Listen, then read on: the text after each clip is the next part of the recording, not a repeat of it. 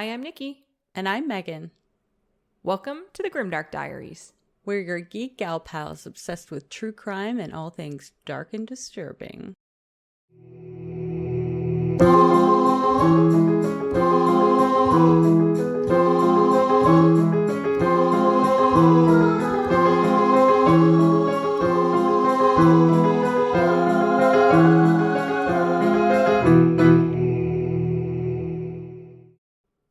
Hi, hello, everybody. Welcome back to the Grimdark Diaries. I have a wonderful new Netflix suggestion. Oh, you that do? Everyone, including you, need to watch, Megan. Okay, but I don't have Netflix.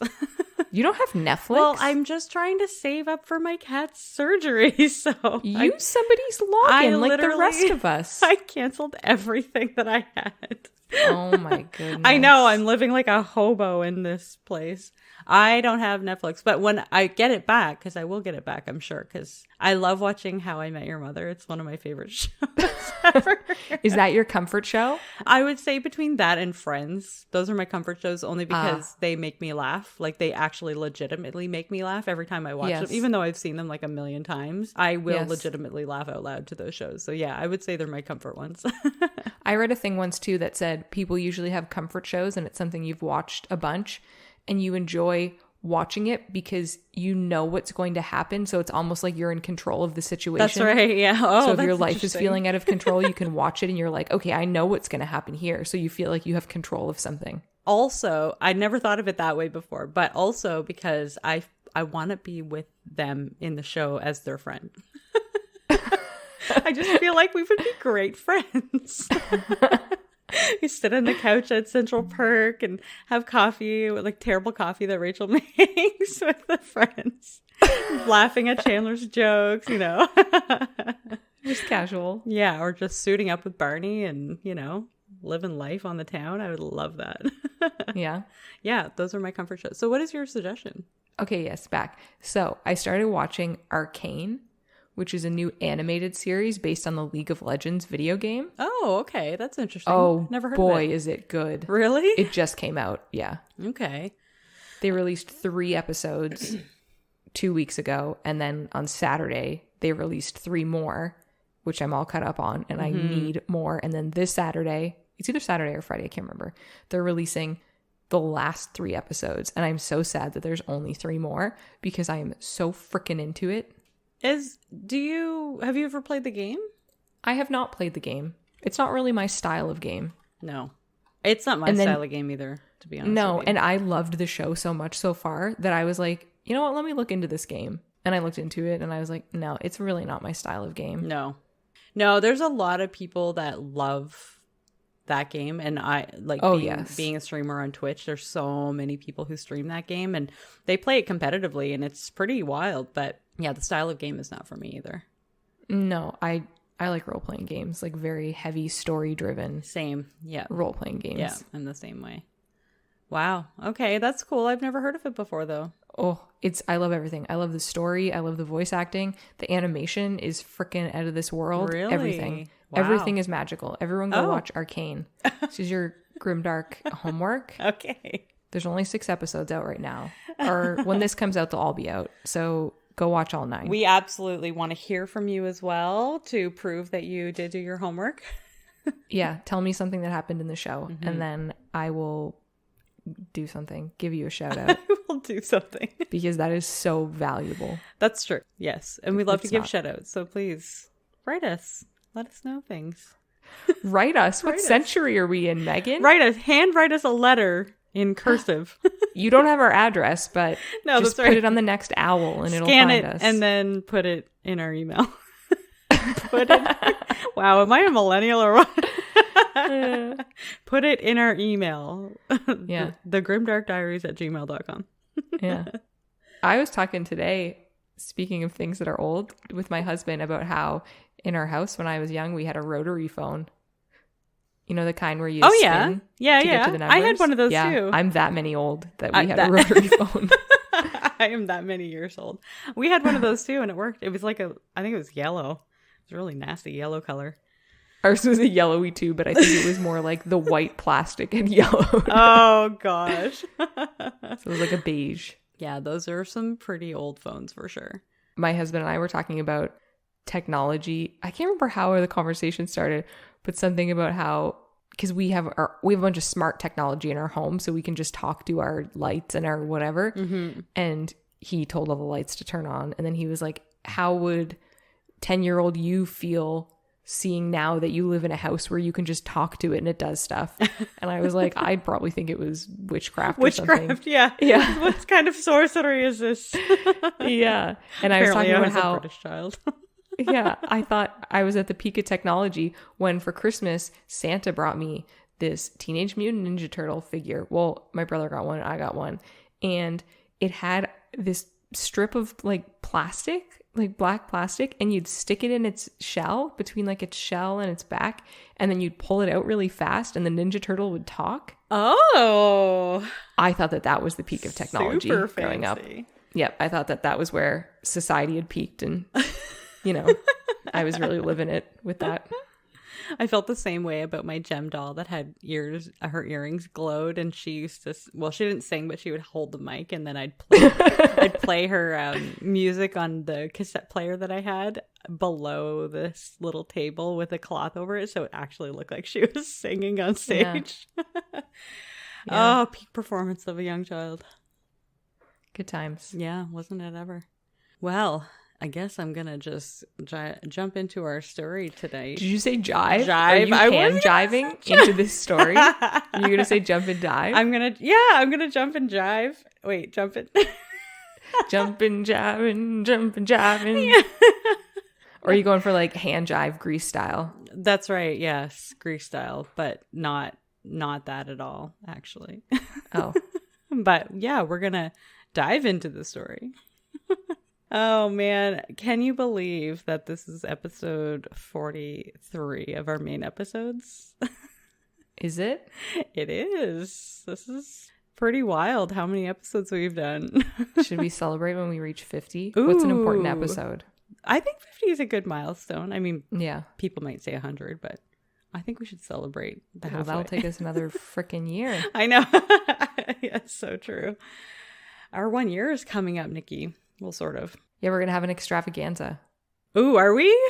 Sure. I just decided that now. When I think of extravaganza, I think of like a amusement park for some reason. Yeah, I'm going to rent us a bouncy castle and we're going to record in the bouncy castle. That's going to be all. Or we're going to get those giant like rock'em sock'em things where you hit each other with. Yes, I love it. While we record. It'll be high stakes. Like a big Q-tip. Yeah. Exactly. Yeah. With the big whatever you call them. Oh my God, words are not happening tonight. Megan, you need to speak. You need words. I know. I'm like literally my story tonight. My words are gone. Yeah, it's like the big Q-tip with the two big marshmallows on the end. And you fight each other. It's like gladiator style. Yeah. That'll be the Grimdark 1 year anniversary. So perfect. You can purchase tickets to that. They'll be $500 a pop. Thank you. Oh, that sounds worth it. Okay, so my story, my category from last week when I rolled was high school was literally the worst. So I did a lot of research on this story and on trying to find a story, to be honest. And there were so many different kinds of stories that were very popular, but very grotesque and like not at all the kind of stories that because when you think about high school being literally the worst and you Google that and look up like crime or murder with that, it's usually not great. Yeah. Not good at all. So I found a story that I actually was kind of blown away by a little bit. I had no idea that this was...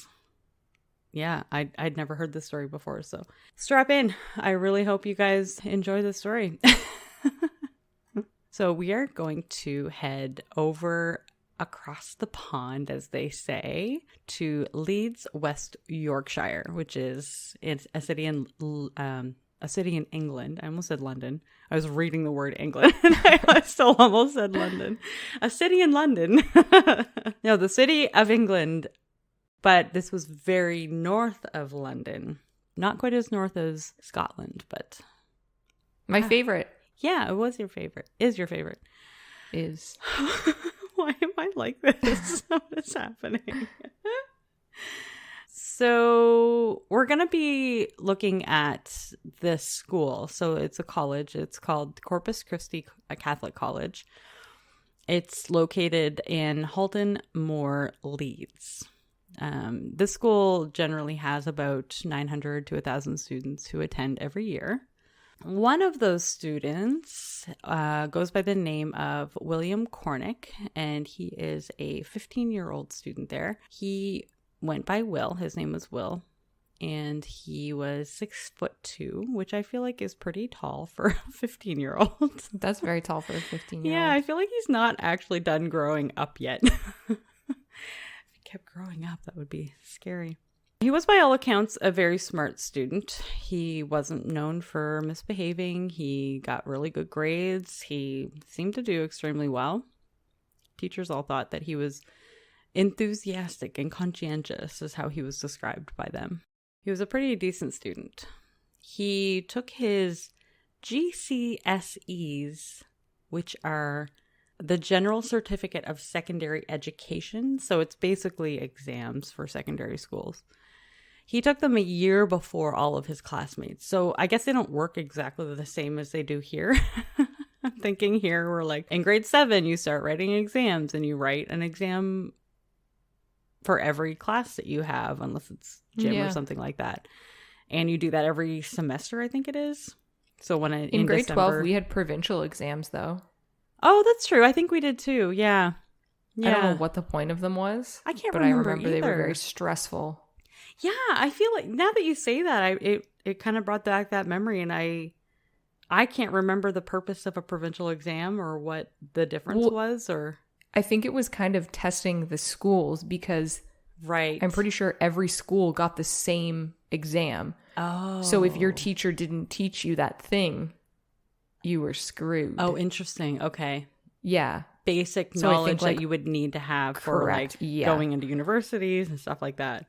Yeah. I don't remember them ever actually counting for anything, though, which is stupid. And don't even get me started. And I seem to remember them being like 2 to 3 hours long. Like, it was they were ridiculous. Very long. Yeah. Yeah. I seem for to being remember 18, that's very stressful. And I think, was it only grade 12? Yeah. Okay. And I can't remember when they came out, but I feel like it was right around the time that I became a grade 12 student. And I remember thinking, like, of course, we would be like one of the first classes to have to do this stupid provincial exam. So these are very different. These are GCSE, and apparently most students who are around 15 to 16 years old take them, but they take them when the teachers say that they're ready for them. And Will was apparently super smart, so he actually got to do it a year before everybody else that was in his class. Nice. Yeah, so super smart kid.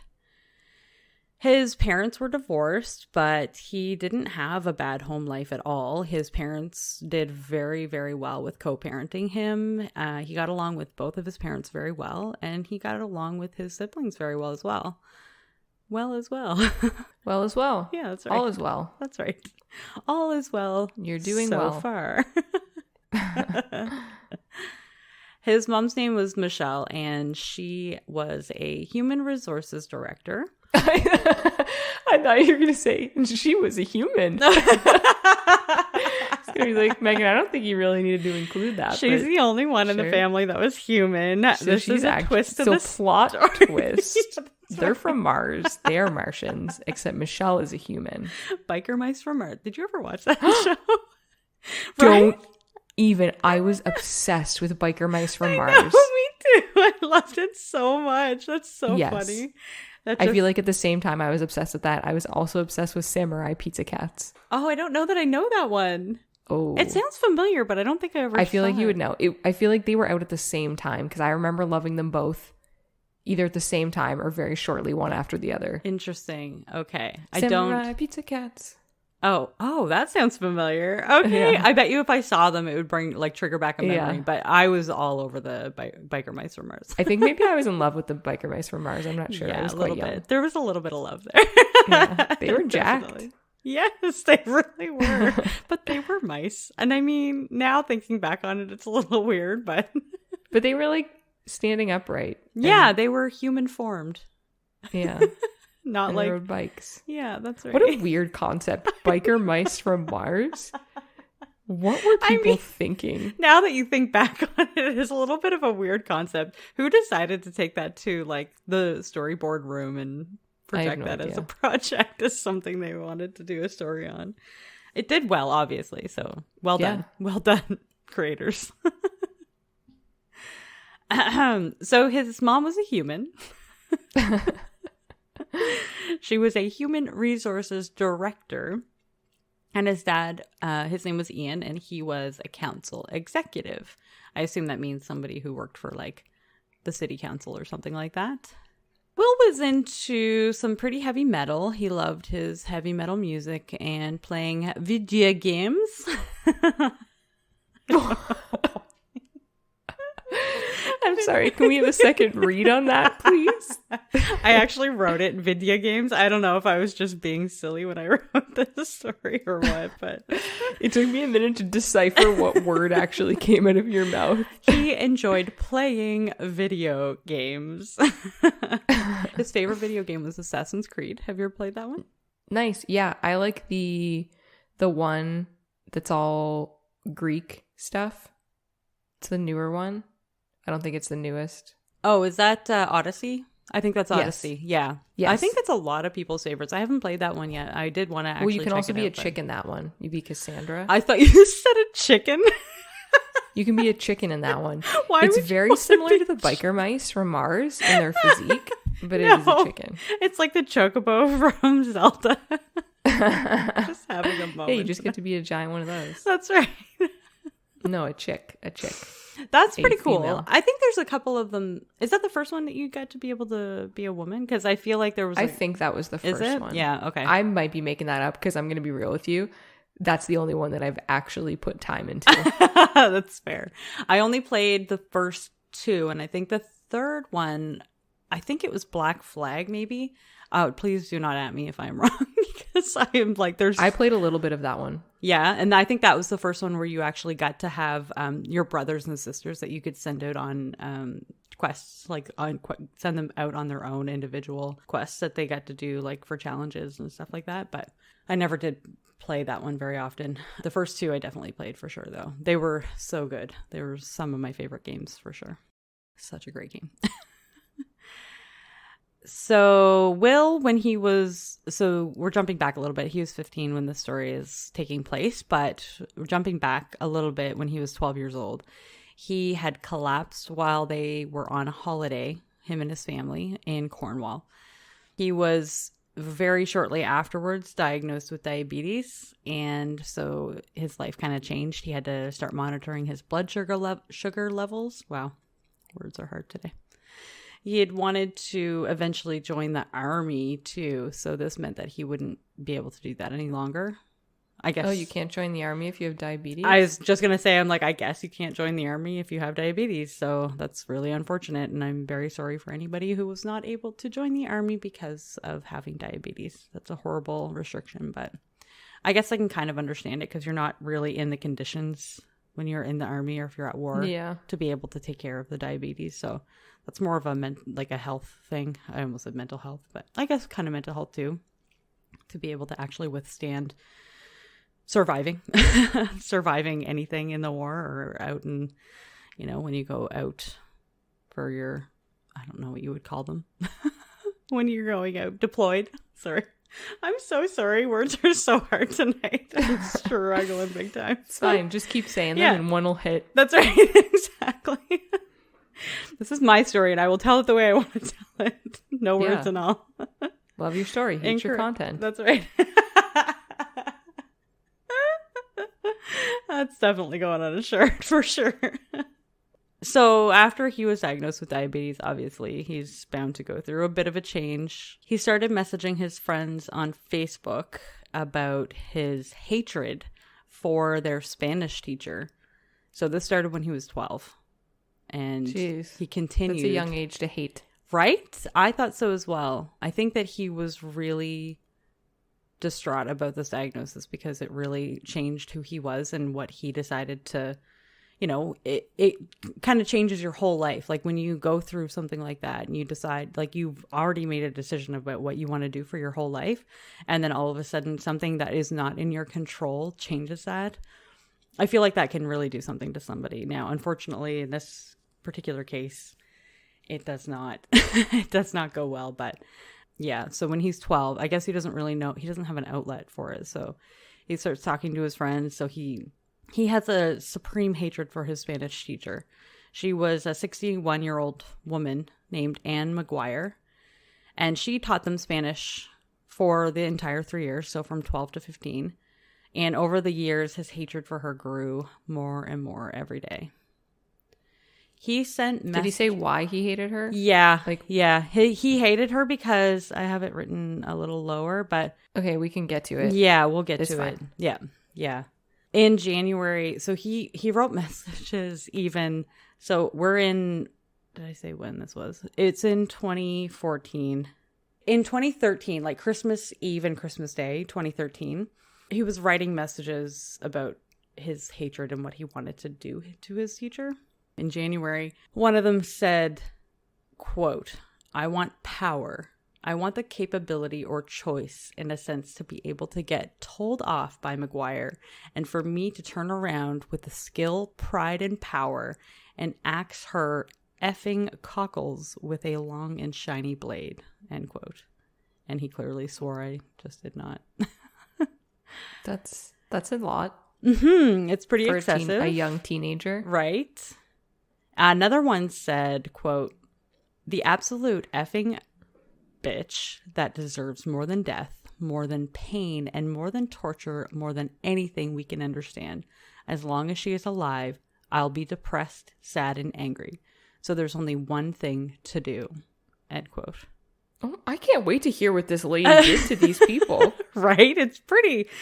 It's excessive, I feel like, his reaction to this, because honestly, it's nothing, the reason.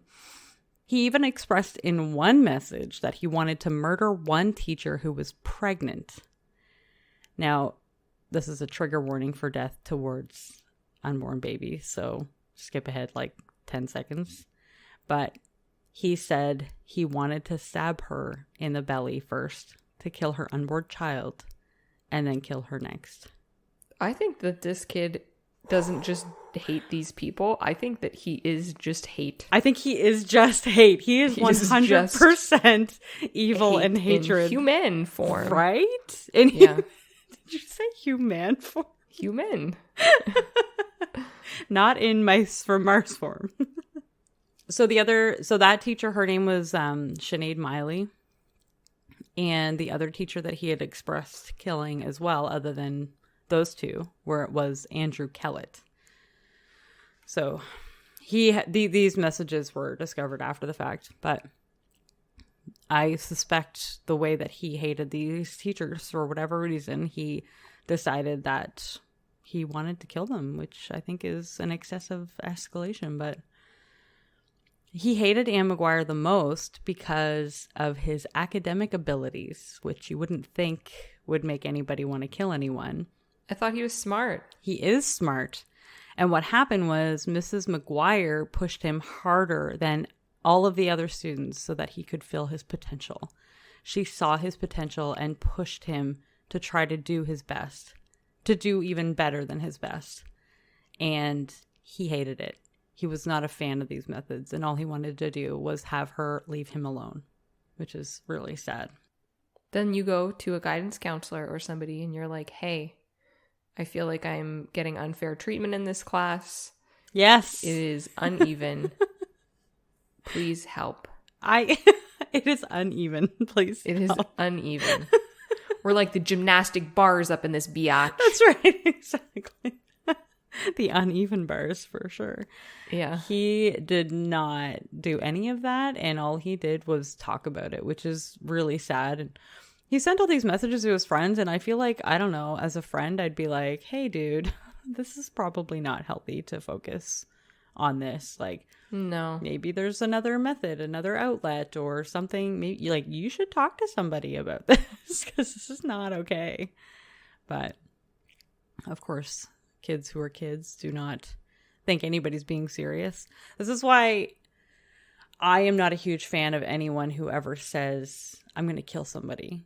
I'm going to kill that guy. God, he drives me crazy. Or something to that effect. Yeah. I don't like that because I don't know if you're serious or not. And I know I might know you better than anyone on the planet. But anybody who says those words, I feel like there's like a small vial of truth to it. And I don't like it. So I'm like, don't say that unless you actually mean it. And if you do, you need to talk to somebody about it. Because obviously you should not kill anybody. Nobody should die at your hands. Like, who are you to say that they should live or die? Anyway. So in February 2014, Will was supposed to go on a school field trip, but he had not completed his Spanish homework, which, too bad, so sad for you. Mrs. Maguire told him that he was not allowed to go on the school trip because he didn't finish his homework. Oh, snap. I didn't know teachers were allowed What to do was that. the field trip? But then I remembered Harry Potter, and Harry was not allowed to go to, what was it called? Diagon Alley? No, it was the Winter Wonderland place with the butterbeer. I forget the name of it. King's Cross? No. It'll the Three Broomsticks? That's the name of the bar. I think that's the name of the bar, but that's not the name of the place. The place was called something else. I can't remember. I don't know. I'm kind of removing Harry Potter things. I am too, which is why I can't remember that because I used to know it. I used to do like a yearly, maybe sometimes twice a year watch of those movies. It sucks because it's something that I loved very much. And now same. Yep. It just makes me sad. There is an RPG game coming out. Don't talk about it because I can't speak about it. I know. Because it's all I've ever wanted. I know. Same. I know it's so sad. Absolutely sad, but I will not give her any more money. And now they just announced that they're having the original trio cast come back to do the next installment of, I think it's The Cursed Child. I think they're deciding to do that. A movie about it? Mm-hmm. I think that's what they decided. I'm surprised that they would go back because they have been very vocal that they are not fans of J.K. Stupid Face. Yeah, but I have to wonder, well, one, is it a money grab? And two, is it something that, you know, the fans who have stuck by her side through it all are voicing their opinion about it enough that they want it? But I just saw the announcement yesterday or the day before. It could have also been in a contract. Sometimes when you sign a contract, you sign it for so many appearances because I know that Henry Cavill did that, which gives my husband a lot of hope that there'll be another Superman movie. Oh, really? Because part of the contract, to ensure you get more than just one movie, depending on if it's like a very important character. Okay. You can put in your contract, I need so many appearances. That's interesting. I didn't know that. Yes. That's good because I love him. Yeah, same. He's my favorite. Yeah, Harry Potter 20th anniversary, Return to Hogwarts. Oh, Return to Hogwarts. Oh, maybe it's it might be a different thing. It's the 20th anniversary. They're reuniting to celebrate the 20th anniversary of the first film. So it's an HBO Max special. Oh. I'll never get to watch it. Just like I never got to watch the Friends reunion. Which I'm totally not bitter about at all. Okay, so... Didn't do his homework. He didn't do his homework. He couldn't go on the school field trip. But guess what? He went anyway. And then he let his hatred grow even more for Anne. This poor woman didn't even do anything wrong. I think we all know where this is going. They live happily ever after. That's right. That's right. He goes on the field trip. He finds his high school sweetheart and they get married and they have children and live happily ever after. Yeah, that's not what happened.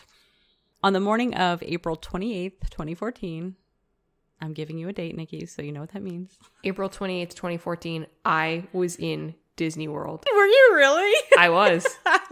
Okay. I had just quit my job. What? Because I hated my job so much and I had a blow up with my manager. And he was like, you know, you don't have to work here if you don't want to. And I said, I don't want to. Nice. And I quit. And then they were real dicks about it. And they escorted me. Well, they were like, I was like, I have to go get my stuff. And they were like, well, since you're not an employee anymore, you can't go to your desk alone. Whoa. So they made like the administrative person walk back with me. Yes. To get my stuff. And then they confiscated my laptop. that I paid for. What? And they took it. Yeah, because they were like, there's work information on there, so we can't let you leave with this. So they took my laptop, a $2,000 laptop that they forced me to buy, and then they wiped it and they frigged the computer and it was ruined. No. And I had on a payment plan, so I was still paying for it a year after it died. You've got to be kidding me. No. And so then I quit my job and I had no job. And I was like, this is literally the worst. And then I went to Disney World for 2 weeks. But you know what? I came home from Disney World and the next day I met what is now my husband. Oh, that's amazing. Yep. And a week later I had a job interview and then I got a job. I knew 2 weeks you later, then. and it's still the same job that I have today. It's still with the same company. I've been promoted, but... Wow. I knew you then. That's surprising. I didn't know that story. Yeah. Wow. Yeah. I mean, it's not a shining moment in my life. No, fair. Where I just quit my job and went to Disney World. That's one. Remember I was saying that there was one time I went to Disney World and I was like, maybe I'll stay and do the Disney Princess auditions. Right. Yes. Because they were like 3 days after I was supposed to leave. And I was like, maybe I can change my flight. And then I wasn't tall enough because I had no other plan. I was like, what do I do now? Oh, you couldn't just wear shoes tall enough? I guess that would be painful, but... No. Anyway, so that's where I was on April 28th, 2014. Okay, well, I'm very sorry to say on this day, some not so great things were happening in the world, particularly in England. So on this day, Will showed 10 of his friends a knife that he was stowing away in his jacket. At school? At school, yeah. He told and then them, all 10 friends went and told somebody, right? Absolutely not. He told them even what he planned to do with the knife. And then they went and told somebody. They absolutely did not. And then he showed them a bottle of Jack Daniels that he brought with him to celebrate when he was done his task for the day. And then they told somebody. They right? Absolutely did not. They did not fucking tell a soul. They were like, ha, that's really funny. You must be joking. Like, everybody was just like, he must be joking. This is not obviously real.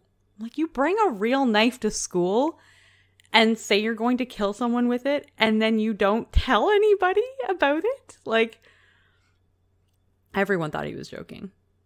Spoiler alert. He was not joking. He doesn't seem like somebody that's got jokes. No, he does not have jokes. He is not a joking kind of guy. I don't know why they thought he would make a joke all of a sudden right now with a real knife in his coat. Anyway, it was around 11:30 a.m. He was in a computer lab that was right next to the Spanish classroom where he took Spanish with Ann Maguire. And the computer he was sitting at, he had a neighbor that was sitting beside him. And he took out the 21 centimeter long knife and showed it to him and asked him to check to see if it was sharp, which is ridiculous. I feel like that's just a weird flex of like, right? Hey, look what I have. Yes. But instead of being like, look what I have, he was like, hey, can you check if this is sharp? Right. Because, I can't check if this knife is right. sharp. Exactly. That I brought with me. No, because absolutely, why would I be able to check that myself? I need somebody else to do that for me. His classmate obviously refused. He was way too scared. He realized this guy has a knife. This was not one of his 10 original friends that he was boasting about in the morning. So Will, at this point, winked at this guy, got up, walked to the next room over where Anne was teaching, and stabbed her once in the back. Yeah. While she was teaching a class? Yes. She was in front of a classroom of students and he just stabbed her. She ran into the corridor to get away from him. And the students at this point in her classroom were screaming and fleeing the room because they were terrified. Like, this guy just came in and stabbed her. Like, well, you don't know if his plan was to stab everybody. Right. Exactly. Because God knows, like, sadly, that shit happens around the world. Like, this is something that wasn't common over there. It was more, Western world where that was more common. But even still, you see that shit happening in front of you and you don't know how to react. Like, obviously, you don't want your life to be in jeopardy at all. So you're going to scream and you're going to flee. And I know I would. Will chased Anne around. Like, she literally was fleeing from him, and he chased her around, and he stabbed her 7 times in all. Oh, my heart. I know. The last one that he got her with was her jugular vein. So another teacher came in. She heard the commotion and all the kids screaming. So she came running in. Her name was Susan Francis. God bless Susan Francis, because she heard the noise, grabbed Anne, and barricaded her in another room away from Will. So through the glass pane, like the glass window, Susan watched as the emotionless Will turned around and returned to his seat like nothing ever happened. What the fuck? Isn't that wild? Like, he had no emotion on his face. He was just like, all right, job done. Sits back down. It's like, okay, you're just going to continue your computer lab class. Like, does he know that murder is a crime? I don't think he thought about that at all. He didn't seem to care. He sat down and he told his classmate, who was still there, apparently. And I'm sure he's covered in blood at this point. Right? Oh, he would have had to have been. The blood splatter would have been insane. So he told his classmate when he was sitting down, who's still sitting there, that it was a pity that she wasn't dead. She wasn't dead yet, sir, but he didn't get to watch her die. And I think that is what he was upset about, which kind of just kills my heart a little bit. Anne was dead. She died before the ambulance arrived. I know.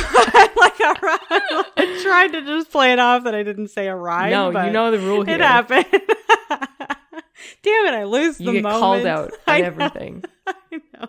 It's comedy. We're doing comedy, Megan. A comedy true crime story. I apologize, everybody. This is not meant to be offensive. I am just having a day, let me tell you.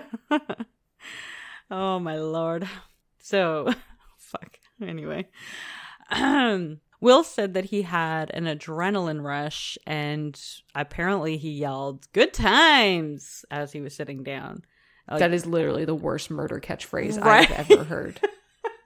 Do better. You clearly planned this out.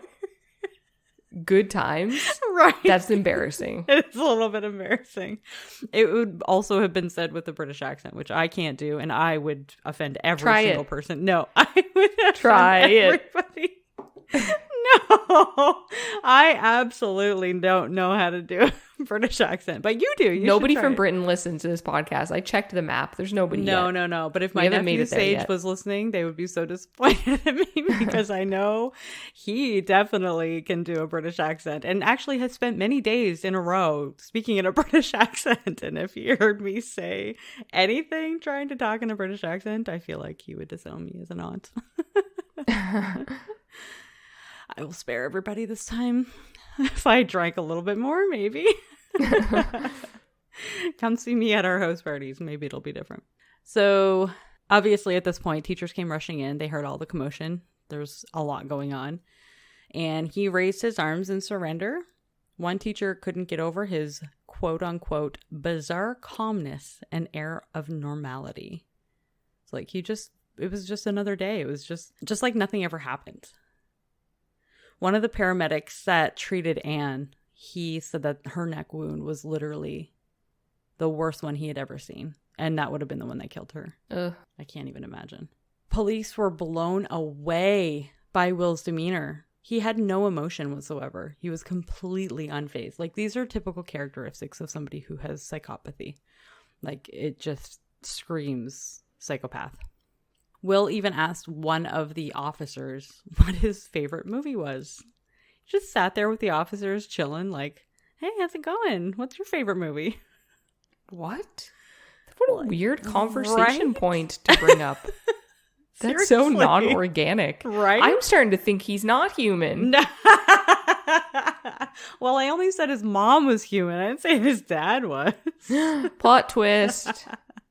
Oh, God. This is where the And then the FBI comes and they take him to Area 51. The end. I'm sorry. It's just not what happened at all. But that would be a great twist if it was. I feel like they would have treated him properly at Area 51. So after the officer heard the question, he didn't reply. He didn't even bother answering Will's question because absurd, honestly. So Will started chatting with him about adrenaline sports instead because he's obviously feeling pretty chatty for some reason. And as the police were taking him away, he was observed grinning, being put in the police car. That's very creepy. So pleased with himself of what he did. The sadder part about this is that this was, what month was this? April 28th. Anne was due to retire that summer. No. She literally had months left and then she was going to retire. She was 61 years old. Oh, my heart. I know. The story made me so sad. Like, this poor woman and her family. Oh my gosh, I can't imagine. She had spent 40 years of her life teaching at this school. All of them taught at this Corpus Christi school. She was known by other students as the mother of the school because of her decades of loyal service. Students generally loved her. Honestly, they absolutely loved her. They said that she was super caring. She couldn't do enough for people in general. Like, she always wanted to help people. She loved everybody. And I feel like that is one thing that she did with Will as well. She loved him so much. She wanted to see him reach his full potential. One student even described her as more than a friend. Sorry. Oh my God. No. No. Did it just get sexy? No, it's not. It's not what I meant. Is this the second crime of this story? No, I can't. No, you're going to make me lose it again. I can't have an episode like last week. Whew. One student described her as more of a friend than a teacher. Oh my gosh. That's much better. Thank you.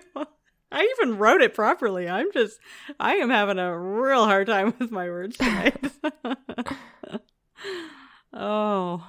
Anne left behind her husband. His name was Ann Maguire. And her two daughters, Carrie, who was 32 at the time of the murder, and Emma, who was 31.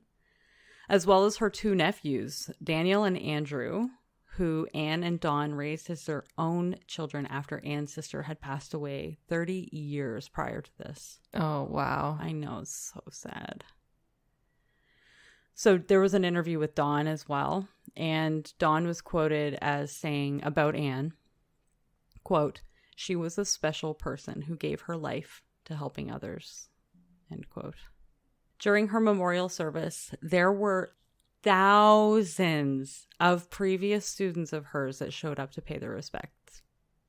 There were thousands. Like, would you say 40 years teaching there? Yeah. Can you imagine?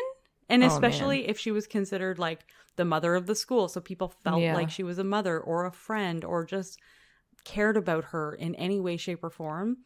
I can't imagine that death not touching your life in one way or another. There were thousands of students who showed up to pay their respects. After the attack, Will met with psychiatrists. The leading psychiatrist, his name was Dr. John Kent. So Will told him that he, quote, "could not give a shit about the grief of his victim's family. I know they will be upset, but I don't care. In my eyes, everything I've done is fine and dandy," end quote. What the fuck? Like, oh my gosh, I can't imagine somebody just being so cold-hearted. The psychiatrist said that Will possessed a degree of callousness rarely seen in clinical practice and recommended that he serve at least 20 years in custody. Anne's family described the attack as, quote-unquote, monumental act of cowardice and evil. He also didn't care about how his classmates felt either. Don said that after the attack, he had a call from the school who said that Anne had been injured with a knife and taken to the hospital. He thought that it was just a little cut on her arm or something like that, but he got to the hospital and he saw blood everywhere. Nope. That's just nope. He thought it was a cut on her arm or something. Like, he got there. He said the medics had tried to revive Anne, but she had died at the school. So they did everything they could to try to save her. and Don got there and his wife was already dead. Like, I cannot imagine going there thinking you were picking your wife up after having your arm bandaged from a cut or something like that, and then finding out that she's actually dead. Yeah, no. I feel like the school did not prepare him for that.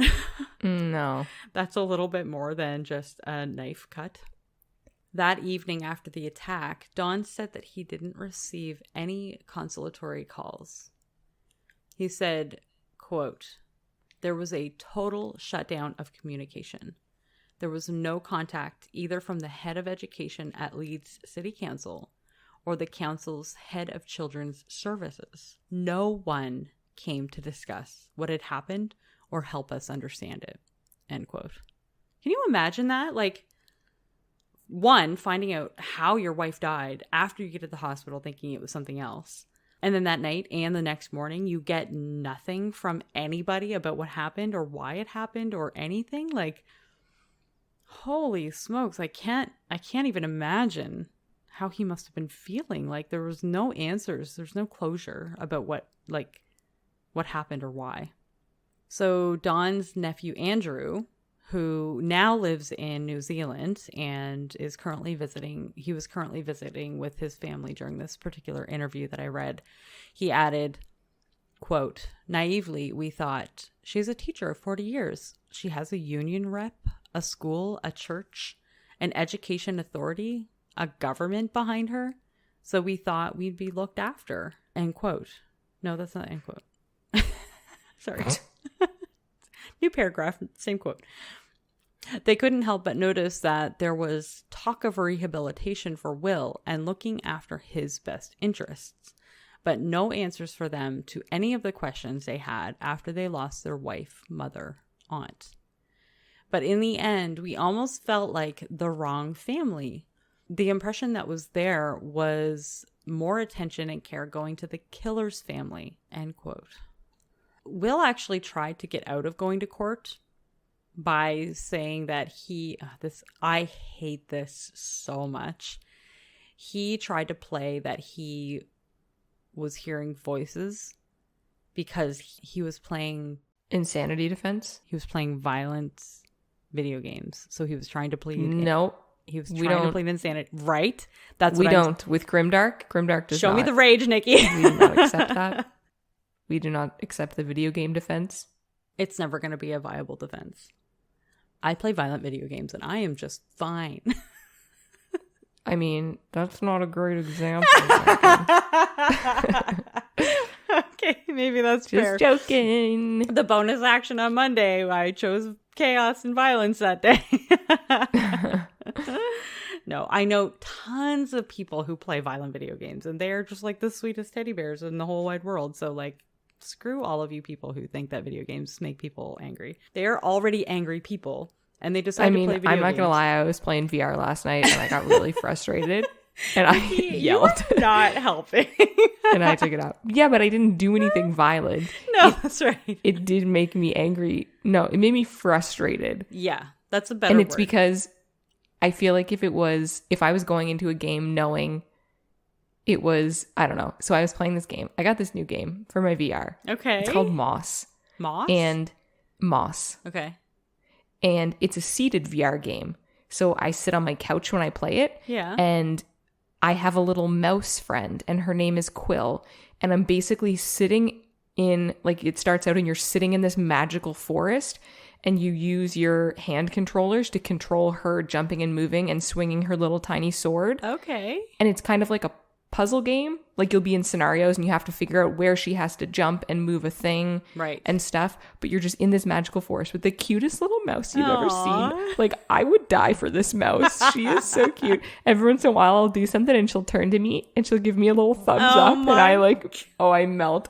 But I'm quite far in the game now because I've played it for a couple hours. Yeah. And now they've introduced enemies, and it was just this was supposed to be my post-work relaxing game of like puzzle solving and my cute little mouse friend, and it got very hard and I just got very angry.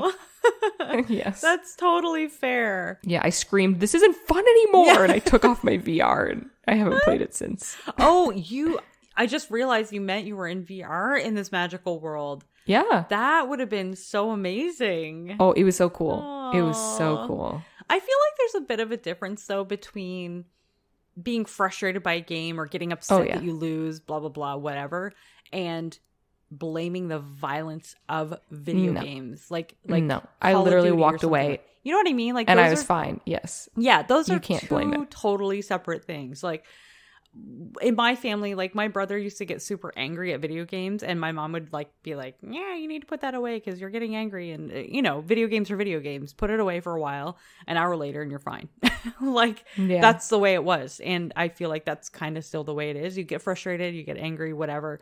Try to break a controller. Try to break a controller from the 90s, and you ain't breaking that controller. Those were pretty durable. Nowadays, not so much.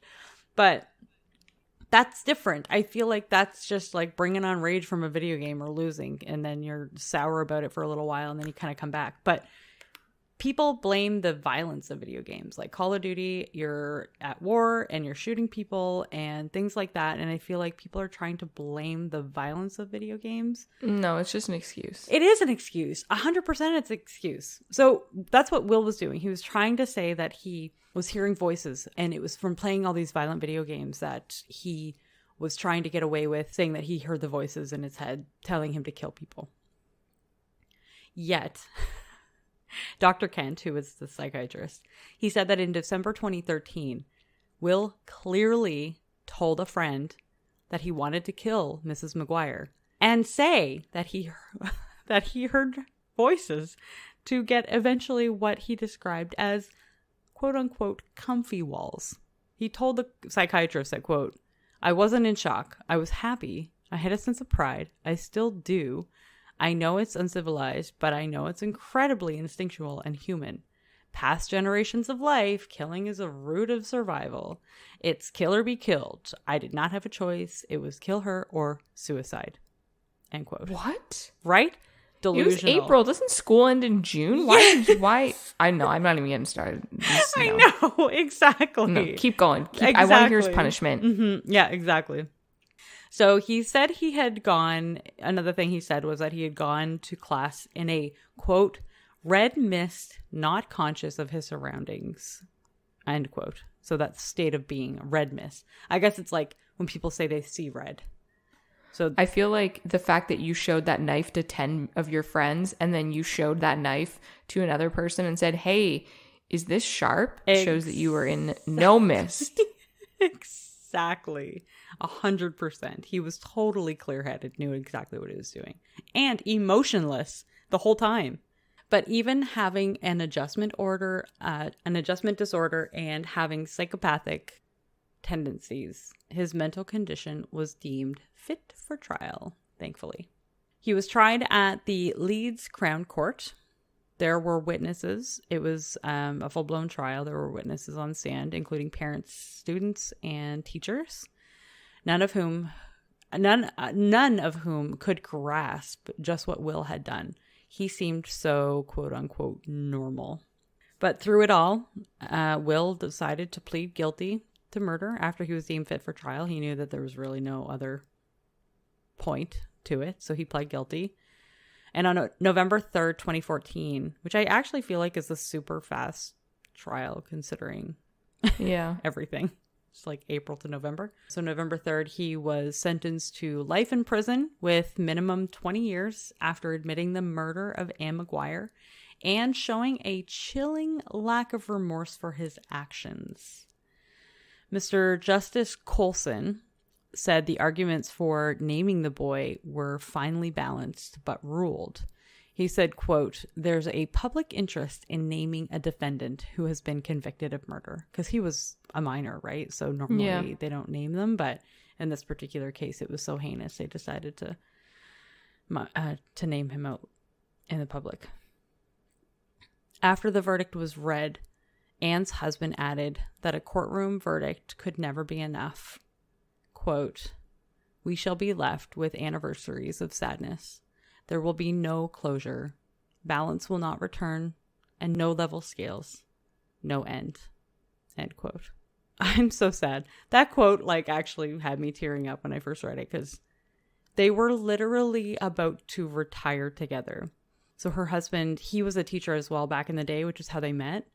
And then he decided to actually switch his profession to become a gardener. So he started his own gardening business.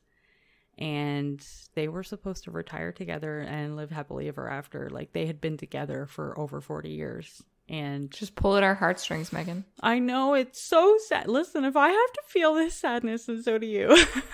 It was so sad. Like, I hate hearing stories where, you know, it's always the good ones that always lose the people in their lives that never did anything wrong and only did everything they could to help people and to be kind to people and care for people.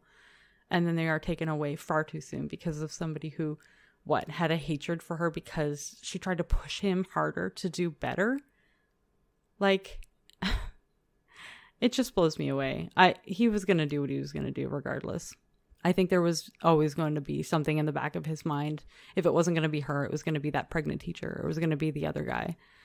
Like, it was always going to be somebody, right? So he just had it out for the world. And I don't know why. This is not one of those cases where it would be nature versus nurture. You know how they talk about that sometimes? Like, the ominous they.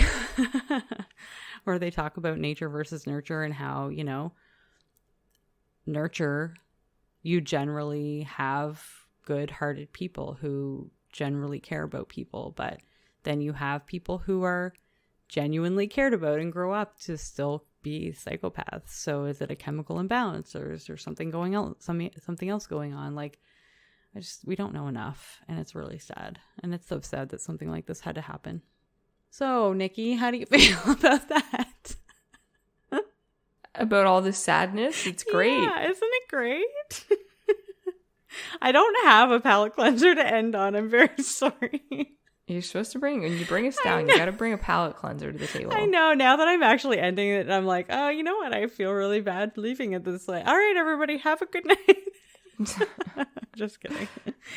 I don't have a palate cleanser. Let me. That's fine. I'm gonna roll. It'll be exciting. Oh yeah, that's true. Yeah, this is how we usually end our stories. So I actually forgot that we roll. I'm like, wait, we're rolling? Are you new here? Yeah. I'm gonna roll a normal die so that you can hear it. Because okay. I feel like the sound effect is part of our brand. It's true, and you always yell at me for not having it. Oh, fuck me. Oh no, what did you get? A 3. No. I got, why is hiring a hitman so cheap? True. Although I say that roll was askew because I rolled it and it was going fine, and then it hit my mouse pad and it bounced back. Ooh, excuses is what I hear. So there was objects in the way, I think. Yeah, okay. Whatever. Anyway, that is my category. Why is hiring a hitman so cheap? It's so interesting because I watch a lot. My God, I have such a horrible addiction to like YouTube videos where they go on the dark web and they chat with dark web people, and it's like I hate that it's an addiction of mine, but it is.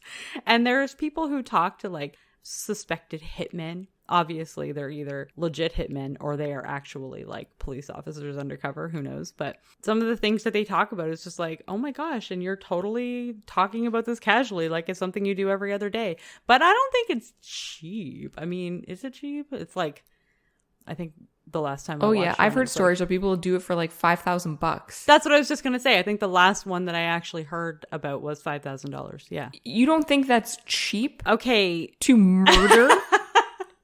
Okay, well, I can't easily come across $5,000, so I feel like it's But they're literally murdering somebody and also risking going to jail forever. Fair enough. Yeah. I guess I don't know. I'm not a murderer, so I don't have prices for things. You tell me, Nick. That is very cheap.